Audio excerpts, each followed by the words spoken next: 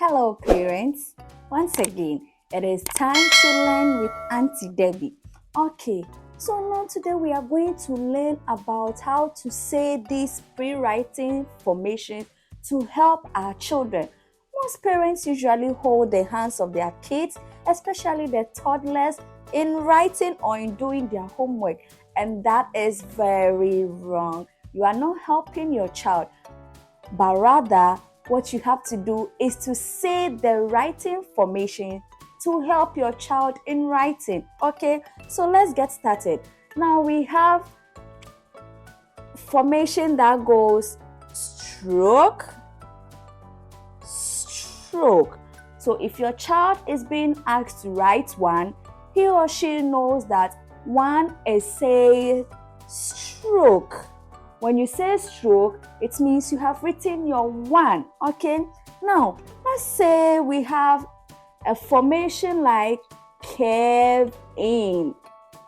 When you have curve in, you can help your child in writing so many things.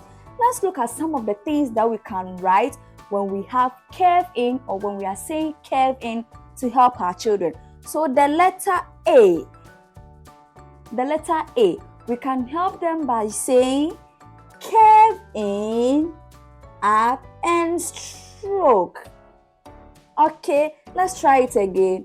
Curve in, up and stroke. So when you say this formation, you can help your child to be able to write the letter sound A or A. Okay, now let's look at curve out. Curve out. So we have curve in the form of K, and then curve out that goes out like this. So we can join these two formations together to get something. Let's try.